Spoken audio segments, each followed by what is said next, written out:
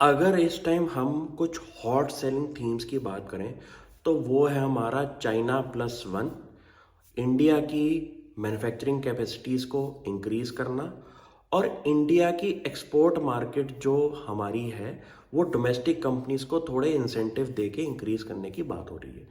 तो ये तीन जो थीम्स हैं, इस पे अगर हम कुछ कंपनीज आइडेंटिफाई कर लें जिनके फंडामेंटल स्ट्रांग हो, डेट उनके अंदर कम हो, तो आपको कुछ बढ़िया कंपनीज मिल सकती हैं जिनके अंदर आपको एक कंफर्ट पोजीशन भी आ सकती है, क्योंकि उनके बिजनेसेस जो हैं वो ग्रोथ ट्रेजेक्टरी पे इस टाइम हैं। अब कंपनी इसमें से अगर हम एक स्टडी करें तो उसका नाम है एसपी अपैरल्स कंपनी। ये टेक्सटाइल इंडस्ट्री के अंदर कंपनी ऑपरेट करती है और स्पेशलाइजेशन है इनकी छोटे बच्चों के कपड़े बनाने में। प्लस कंपनी का एक इन हाउस ब्रांड है क्रोकोडाइल ब्रांड के नाम से। तो उस कंपनी के अंदर हम अगर एबिड्डा मार्जिन की बात करें तो ये बिजनेस हमारा 17-18% के एबिड्डा मार्जिन पे ऑपरेट करता है। कंपनी के पैट मार्जिन हमारे इस टाइम 8 से 9% के बीच में है और कंपनी की जो रेपुटेशन है इंटरनेशनल ब्रांड्स के थर्ड पार्टी वेंडर के नाम से वो काफ़ी ज़्यादा बढ़िया है। और इस टाइम टेक्सटाइल कंपनीज जो हैं हमारी काफ़ी बढ़िया इस टाइम वैल्यूएशन पे ट्रेड कर रही हैं।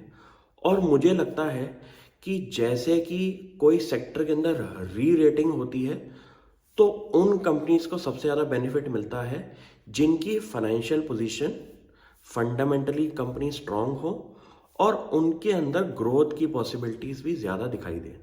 तो आप अगर नोटिस करेंगे कि इस टाइम वर्ल्ड की जितनी भी एमएनसीज हैं उन्होंने क्लियरली ये बात बोली है कि वो चाइना से हटकर कुछ ऐसी कंट्रीज पे अब फोकस कर रहे हैं ताकि उनकी सप्लाई चेन जो है वो हमेशा बनी रहे।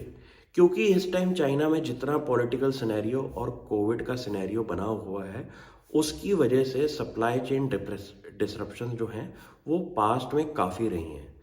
तो कंपनीज का सीधा मैंडेट है कि उनको अपनी सप्लाई चेन के अंदर कुछ ऐसे रिप्यूटेड वेंडर्स डालने हैं जिनकी ज्योग्राफीज के अंदर पॉलिटिकल सिनेरियो बढ़िया रहे और कंपनीज की मार्केट के अंदर कुछ रेपुटेशन बनी हो।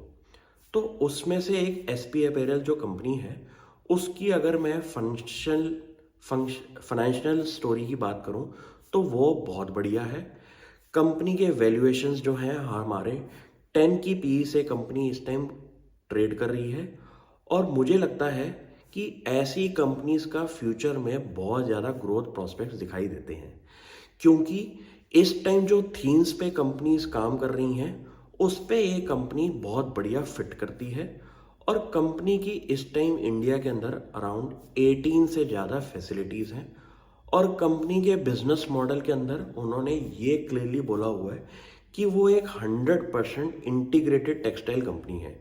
इसका मतलब जैसे कि रॉ मटेरियल यूज़ होने वाला जो यान है वो भी कंपनी खुद बनाती है और निटिंग भी खुद करती है और उनका इन हाउस ब्रांड की वजह से कंपनी हमारी 100% इंटीग्रेटेड टेक्सटाइल कंपनी के नाम से भी जानी जाती है।